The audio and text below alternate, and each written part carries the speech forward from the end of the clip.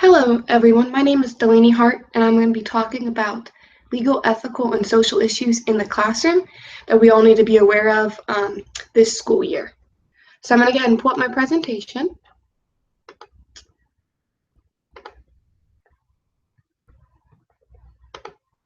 Okay. So my presentation is on legal, ethical, and social issues that are seen in the classroom today.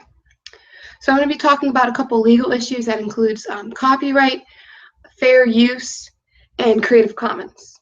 So the first thing I'm going to talk about is fair use. And this is a law that, with the copyright laws, there's a couple exceptions to copyrighted works, and that is fair use. And there's four little parts to fair use. The first of which is the purpose and character of the use. So it's basically you can have fair use if it's typically for a nonprofit educational purpose, which is a lot of times what is used in the classroom. The second is the nature of the copyrighted work. The third is the amount and substantiality of the portion used in relation to the copyrighted work as a whole. So it takes into account how much of the work you're using and how important the part that it is you're using. The fourth of which is the effect of the use upon the potential market. So if it inhibits the original copyrighted work to make money, then it is not fair use. So a lot of this is talked about in the copyright laws. And then you can see fair use in the classroom. Some examples, we have a handout, Copyright and Fair Use Guidelines for Teachers, which I'm going to pull up. And it talks about the different medium specifics, what you can do, and the fine print. For example, for videos, let's see, what it says here is illustrations and photographs and videos for viewing. It has all the different kind of things. For example, illustrations and photographs from a collection, no more than 15 images or 10%. What is that? Whatever is less may be used. Also, for videos, its students may use portions of lawfully acquired copyright works in their academic media. That's defined as 10% or 3 minutes, whichever is less of a motion media. So you can use this guideline also with music. Up to 10% of a copyrighted musical composition may be reproduced. A maximum of 30 seconds per musical may be used. So this just gives teachers the guidelines of how much they can use in the classroom when using fair use. So that gives you computer software, music, video, illustrations, and photograph that you might get off the web, printed media, television, internet, all things like that. It's just a good reference point to look at. Also, there's other videos that you can show so you can get a better grasp on what fair use is, and you can let your students watch it. I'm not going to really play the video, but this is an example that you can find in the PowerPoint if you'd like to take the time to watch the video. Just gives you a basic idea. Also, Crash Course has copyright exceptions and fair use, which I found very useful to give you an idea of what it's about.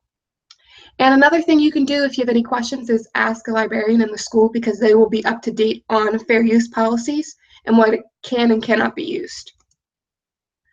And then the next topic I'm going to talk about is Creative Commons. So I'm going to go ahead and click the link to Creative Commons. And I'm going to play a short little video that kind of talks about what it's about. We need to talk about sharing, and I'm not talking about taxi and hotel apps. I'm talking about real sharing, the kind my mother taught me about. Turns out, sharing isn't just good for the playground, it's also good for grown-ups. Community, collaboration, and sharing are at the heart of human advancement. These values built the web we love. The idea that evolution is nothing more than a selfish struggle for survival is utterly, spectacularly incomplete. It appears we need each other after all. Harvard researcher Martin Novak calls it the snuggle for survival. We are hardwired for sharing. When we share, everyone wins. The giver, the receiver, and our communities. Studies have shown that with just a few sharers in the mix, they will inspire an entire culture of sharing. Now, if sharing is at the core of successful societies, then why do we have some of the most restrictive copyright laws in history? The commons is an idea as old as we are, but today, most of the world's creativity will be locked away for decades, even for those who want to share. You already know Creative Commons. You've seen our logo on Wikipedia, YouTube, Medium, Flickr, and more. We're even in the New York MoMA's permanent design collection.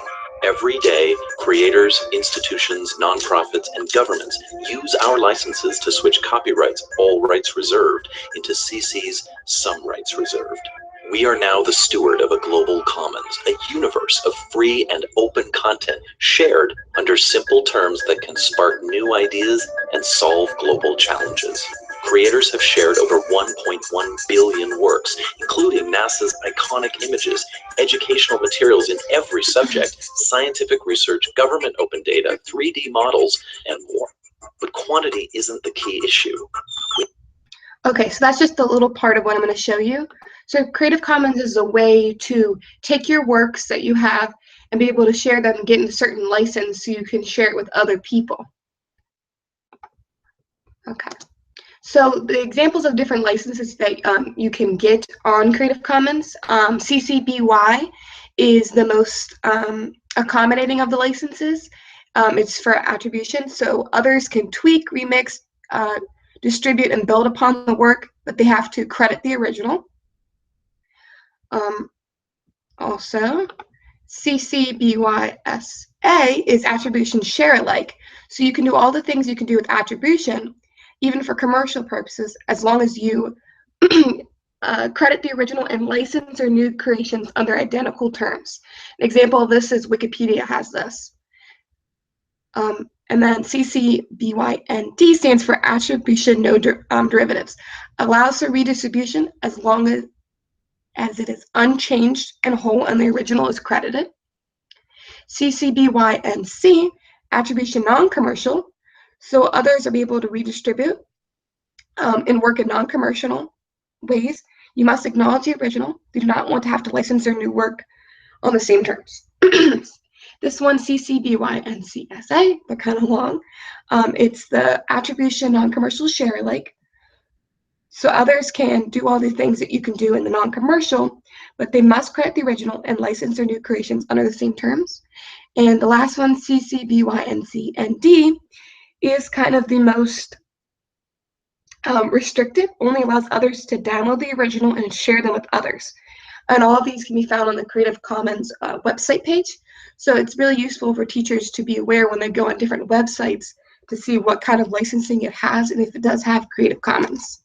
So an example of these, as they mentioned in the video, is Wikipedia and YouTube. So Wikipedia at the bottom, it says right here, I took a screenshot of Wikipedia, Creative Commons Attribution Share Alike license.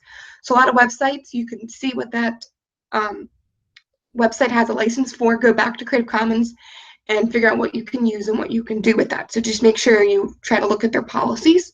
There's also on Creative Commons, there's a search engine where you can look specifically for different websites that have Creative Commons. So in the classroom, some examples I have, one is Flickr. So I have a link to it right here. Basically, it has a bunch of pictures that you can use that will show specifically Creative Commons, so you can use those. Same with Pics for Learning. It's Pics for Education. And the one I'm going to click on here is Archive. So it's a nonprofit library of millions of free books, movie software, music websites, and more. And there's a way that you can search for Creative Commons back on here. But these are just some examples of what you can use in education using Creative Commons and making sure you are aware of different licenses and what you can and cannot do with them. Next, I'm going to move on to ethical issues. So these are just things such as digital divide.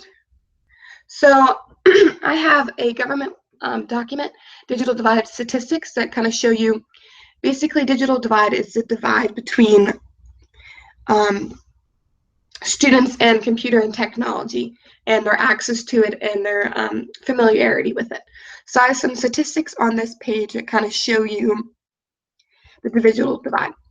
So this first table shows you all the households from 2001 to 2013, and it shows different races and how many have internet, what percentage of U.S. households have internet access, and also shows in terms of education. For example, Asian alone in 2013 had the highest percentage of internet access, and in 2013, those with a bachelor's degree or higher, 90.1%, had internet access. So there shows a correlation, not necessarily a causation, between education and race, and who has internet access or not. Also, they have one that shows household income, and it seems to be there's a correlation between amount of money that is made in that household and how the percentage of the household that has home internet use. So income, race, and education has a factor. Also age. It seems also here that about the highest is between like 30 and 60, and it kind of decreases as you get older for internet, for your age for the internet. So this page just shows demographically percentage of internet adoption in the United States by country 2013. So this shows you where there's a lot of internet use, and seems to be on the northeastern side of the United States. It has a lot, 74.3% in the dark green. So it shows you an example. And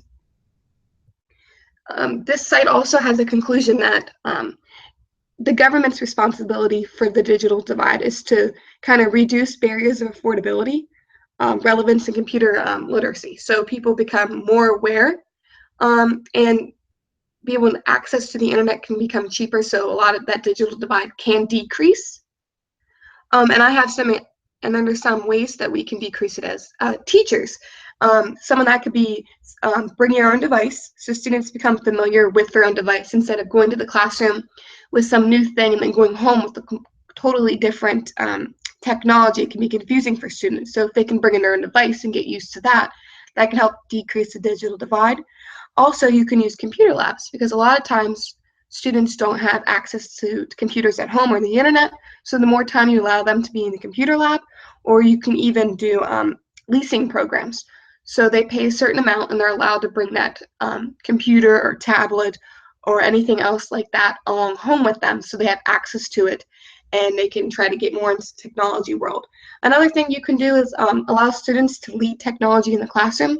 You want them to become as familiar as possible with it. So instead of you doing everything with technology, have your students come up, use a smartboard, anything like that, to try to understand it and work with it. Even some projects could be technology-based. Have them do a PowerPoint instead of just writing it down.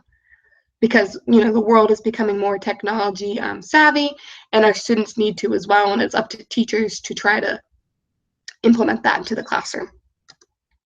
And then lastly, I'm going to talk about social issues. The first of which is the acceptable use policy. So that's a policy that outlines how a school or district expects the community members to behave with technology.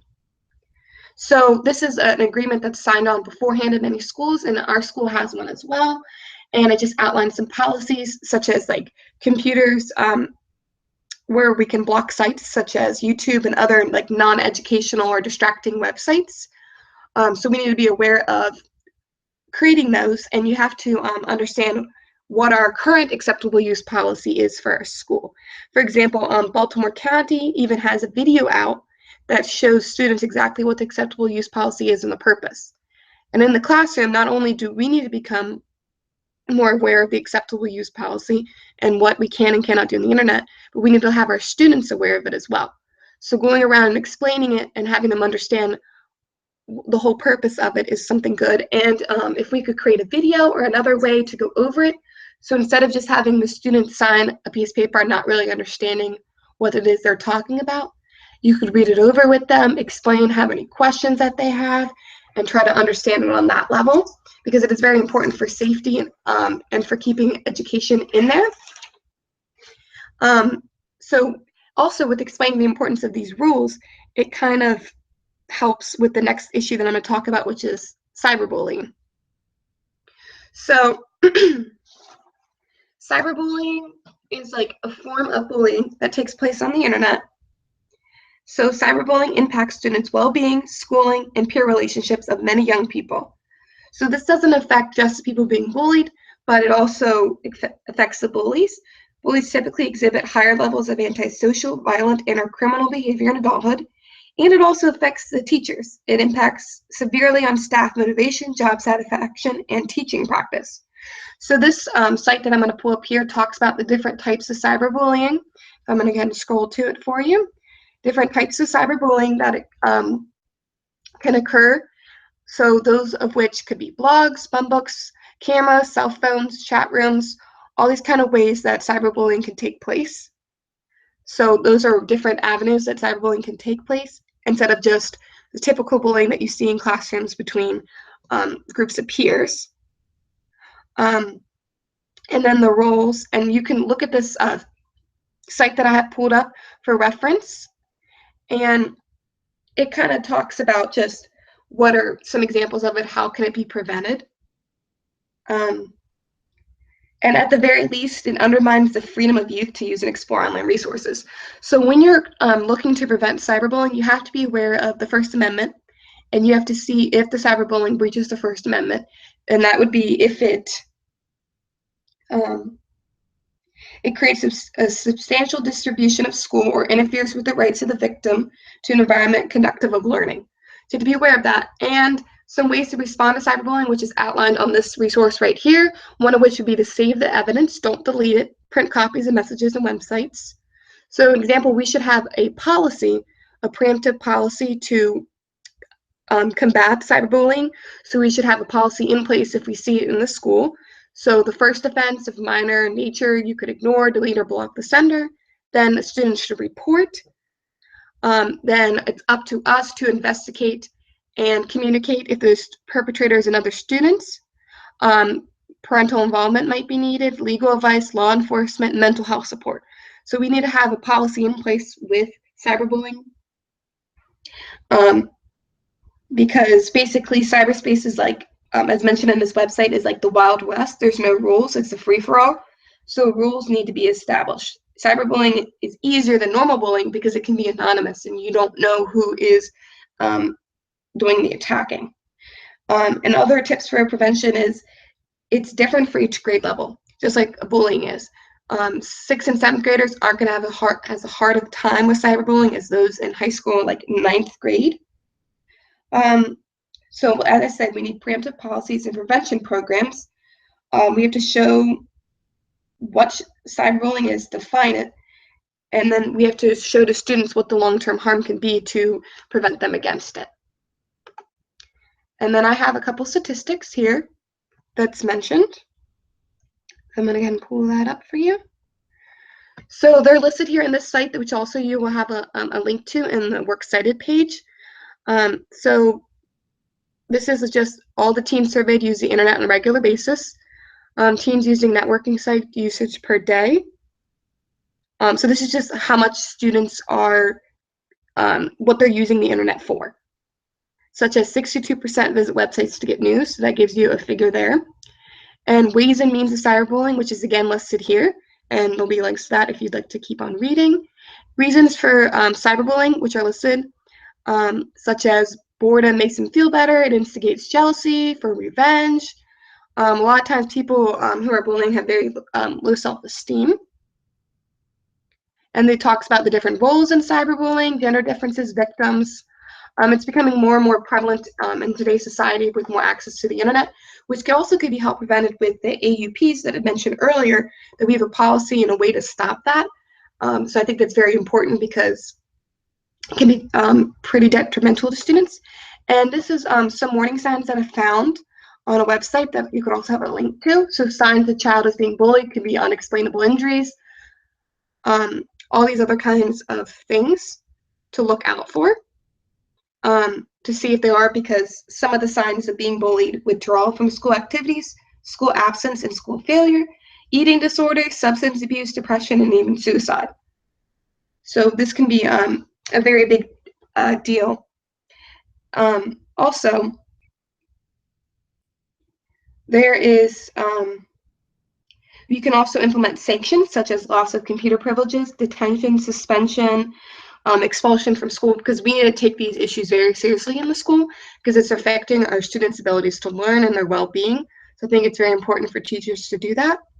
And I also have a link to all of these statistics and information in the Google Doc, which has all my resources listed. So if there's any other questions that you have or you need to look over something again, there'll be a link to this PowerPoint to all the sites so you can look it over, take some notes, figure out what each of these are. This is just a general overview.